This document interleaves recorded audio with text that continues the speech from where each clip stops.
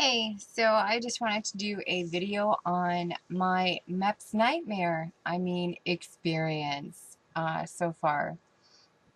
So I already did a video on the physical portion of MEPS where they do all the testing and the hearing and all of that. So this is going to just focus on my personal experience of what happens after that. Typically, you would, after you're done with the physical, assuming you're qualified and you don't have to come back with waivers or paperwork or anything, you would go back to your branch office to talk to your liaison. I'm trying for Navy as of right now, but so I went to the Navy office, talked to my liaison. We went over job information, found, he asked questions, what kind of jobs I wanted to do, if there was a specific job that I was interested in, all of that. I told him I was interested in doing a linguist position in the Navy. It's a CTI, and it's called CTI's the rate. So we went over all the information on that. We picked out a backup choice for a job. And then he was looking through my file that you hand to them at the very beginning of the day. They start processing that and getting everything entered into the system that they need. He goes through my file and he comes across my arrest record, my criminal record, which they knew about it. My recruiter knew about it before I went to MEPS. My recruiter, I told him what happened. And he said, oh, it's no problem. You won't even need a waiver for it. It's not going to be an issue at all. Awesome. So I get to talking to my liaison. He pulls up the court record for my arrest and he looks at it and then he looks at me and he says something about, why does it say something about violence or with violent intent, or I don't remember exactly what it said. And I said, I have no idea because this is the first I'm hearing about this. I never knew that it said anything about violence, which weeks later I found out what it was. It's the wording on the disorderly conduct charge. The word that's missing off of all of that is language, because it says something about obscene, abusive, violent, and then it just cuts off. And the word that's missing when you look up the statute is actually language. So it wasn't necessarily an issue, but at the time we didn't know that. Turns out it doesn't matter anyhow, but so that was the explanation for that. But he asked me, so I told him I didn't know why it said that. He asked me what happened. So I explained the situation, the incident that happened. And he goes, that could be an issue. Well, shit. All right. So he calls over his boss and tell him what happened. And he shows him the court document and tell him what happened. He was kind of the opinion of it shouldn't be a problem, but I don't want to be the one to say it's not a problem, and then it turns out to be a problem kind of a thing. Like, he didn't want to be the guy that made that call. So they call over another guy who is the guy that does your final interview before you sign a bunch more paperwork later on. And they're like, hey, this is what this says. Tell him what happened. So now I've told pretty much everybody in the Navy office my situation and what's happened.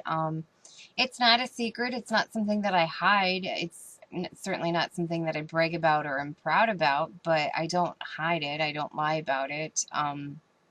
It was stupid, and it was 9 years ago, and, it's water under the bridge, but, so I told him about it, and he goes, well, what does the police report say? My liaison looks, and he's looking through my folder or my file, and he goes, we don't have the police report. He goes, get the police report.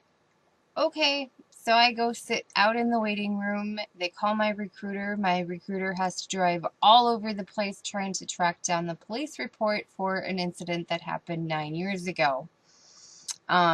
He said, sorry, he finally gets it, sends it over to him, and he's like, yeah, sorry it took so long. They weren't going to give him the police report at first, because he wasn't involved in the incident at all. But you sign a paper saying that you let the Navy get your records on your behalf. So, I mean, it's covered. He had documentation. It was allowed. It was okay. They were just dragging their feet on it. But he ended up getting it. So they send it over to MEPS. The people at MEPS look at it. They read it and they go, it's a little bit questionable, a little bit iffy. So we're going to send it up for a waiver. They specifically said send it for a waiver. So, of course, it's at this point when they send it for a waiver, it's like 1:30, 2 o'clock in the afternoon. And wait around for a little bit longer, about, 2:30, 3 o'clock. They call me back into the office and they say, okay, this waiver hasn't come through yet. We're going to do what's called a holdover. And basically, I would stay at the hotel again and come back the next day and the waiver would be approved. Like, they had no question in their mind it would be approved. All right, so they call someone somewhere, their boss of some sort. I don't know who he was, but he calls on the phone and I talk to him and he explained that process to me. And so it'll be approved tomorrow. You'll get the code, they give you a little confirmation code and all that. And excellent. So I hang up the phone with him. He talks to, whatever. So they said that I'd be coming back the next day. This was all on a Monday, so I'd be coming back on a Tuesday. Said, all right, cool. So my recruiter comes and picks me up.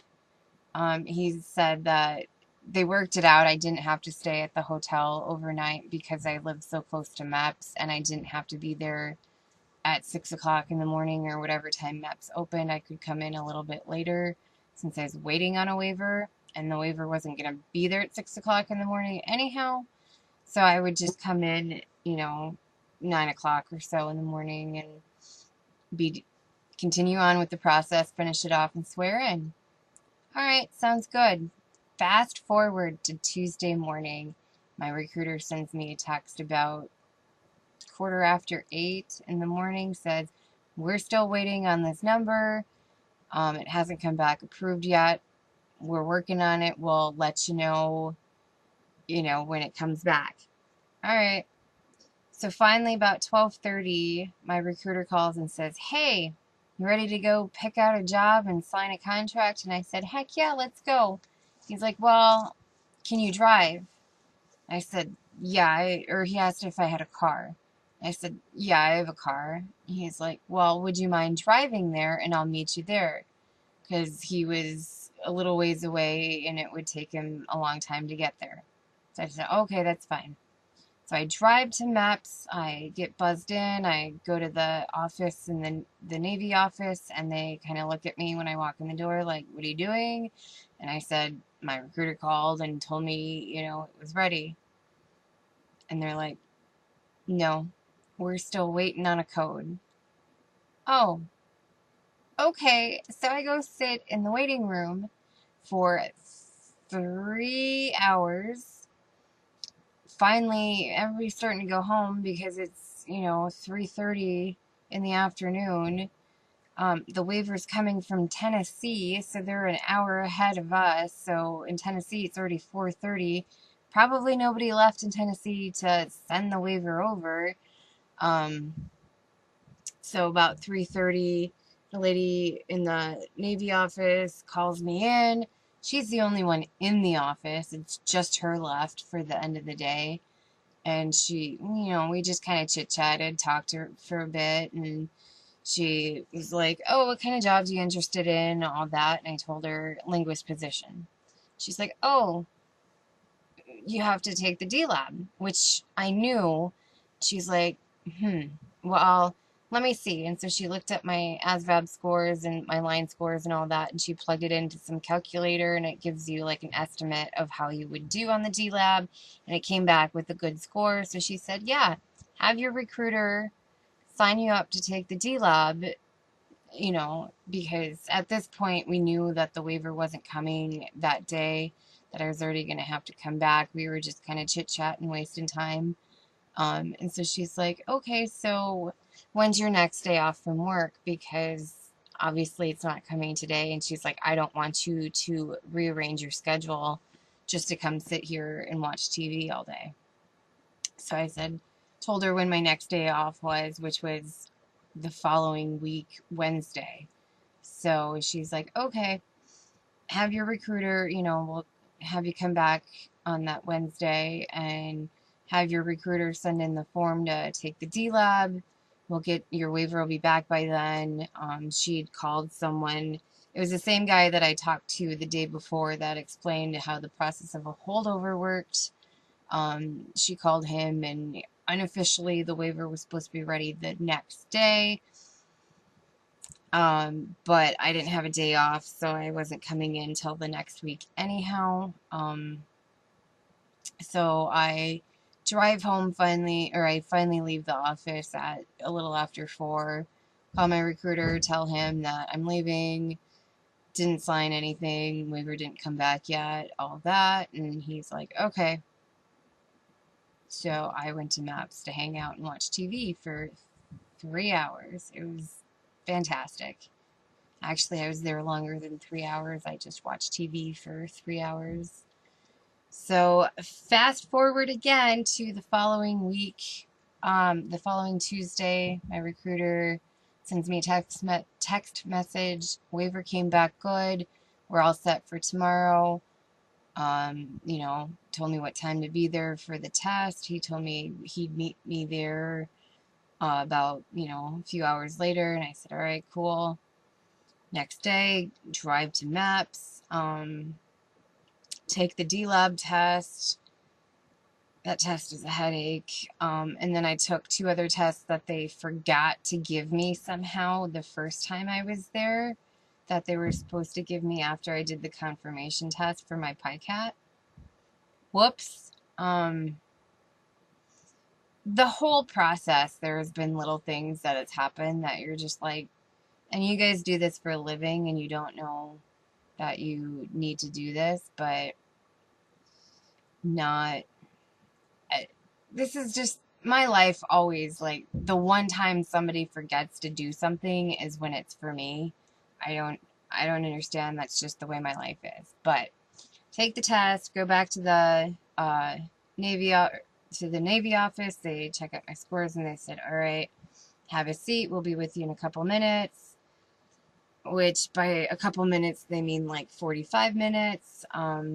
My recruiter finally shows up. He goes in, checks in with them, whatever. So call me back into the office and they're like, hey, you need to do a written statement for your tattoo. You have to do a written statement for why you want to join the Navy. Super cheesy. And then a written statement on my arrest, my incident. Okay.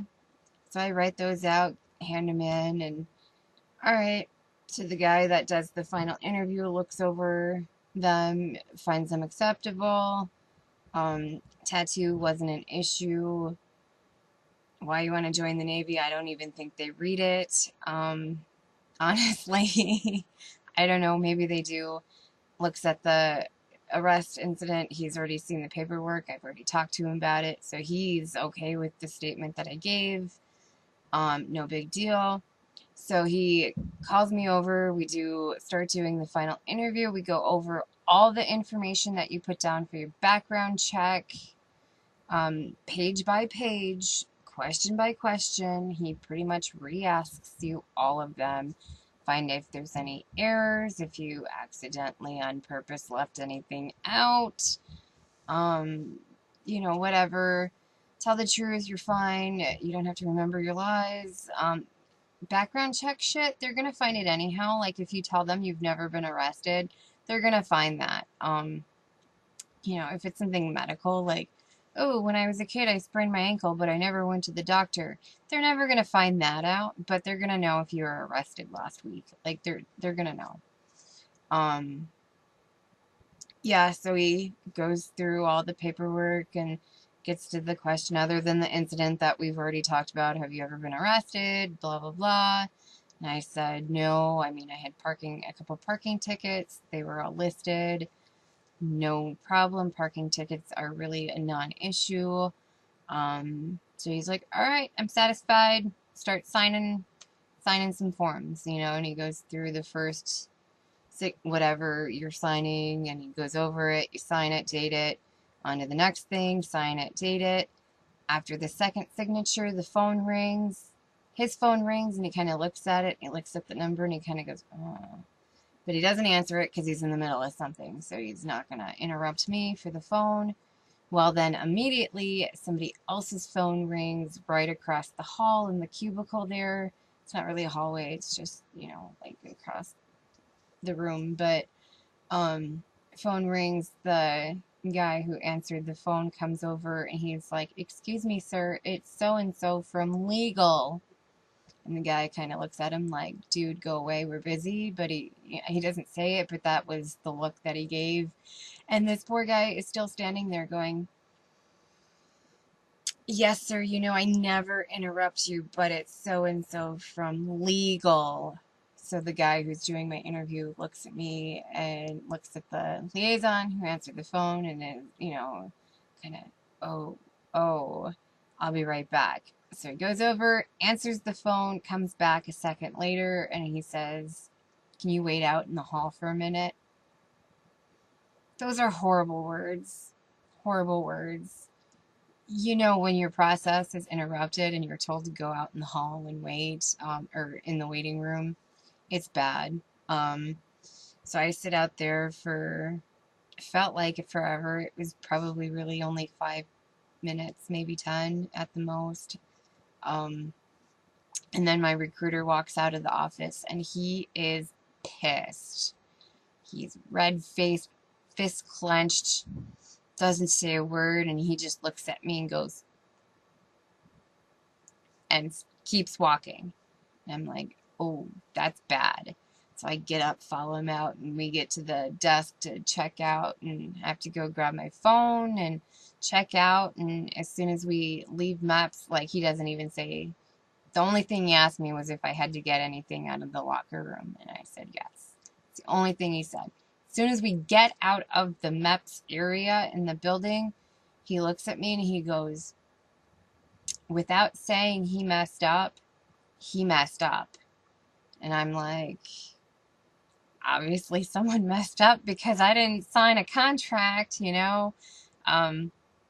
Turns out somebody misread the code that came back on my waiver. It was not an approval code. It said nothing about approved or disapproved. It came back with a mandatory rejection memo with the word Lautenberg attached to it. So if you don't know what the Lautenberg Amendment is, to make a long story short, if you've ever been convicted of a misdemeanor domestic violence, anything, you cannot own, carry, or transport a firearm. You can basically have no access to a firearm. It's a federal amendment.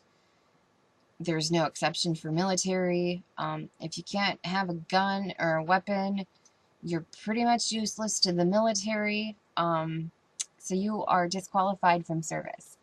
So basically what this said was that they had to send my paperwork to the legal department for them to determine if it fell under the Lautenberg Amendment or not. Like, they had to review the police report, the court documents, all of that to make that determination. So that's kind of where I'm at right now, is just waiting back from them. I did about, that was a Wednesday. Monday, I got a call from my recruiter to come into his office. Apparently, they had requested a written statement from me on the incident. So I went down to his office. wrote out my statement, and they sent it to legal. So now it's just a waiting game for the legal department to read over everything and decide if my case actually falls under the Lautenberg Amendment for the Navy's purpose. As a civilian, it doesn't. Like, I could go get a firearm right now legally. It doesn't apply as a civilian. However, the Navy, like all branches of the military, have the right to make their bar a little bit higher and make it a little bit tougher, to broaden definitions and all of that. So basically, if this is the standard, everything, put down the drink, everything below qualifies for the Lautenberg Amendment. Strictly speaking, you know, per the amendment, this is no good. Well, the Navy can say, this is where this bar normally is, but we're going to raise it just a little bit and include stuff that doesn't necessarily fall under the amendment. We're still going to disqualify it. So that's where we're at. If I fall into that little gray area in between of what the actual amendment is and what the Navy considers disqualifying. So it's a waiting game, and it's no good. It went from, in the process of 2 weeks, not even 2 weeks, a week and a half,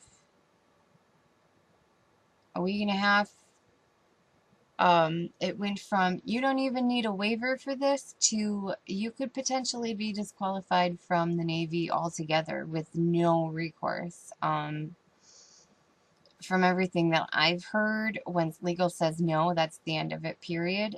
There's no appeal, there's nothing you can do. So it's just hope for good news. And at this point, it's been 2 weeks waiting to hear back from legal department. So hopefully no news is good news, although at this point, as every day goes on, I'm a little less hopeful. But all I can do is wait and try not to stress too much about it. So my MEPS experience has turned into a total flippin' nightmare, and I don't know. It's, for most people, it usually goes pretty smooth. Like, you go to the physical, you get done, you sign your contract, and you swear in, and then you're done. That has not been my case, which is true for my life in just about every aspect.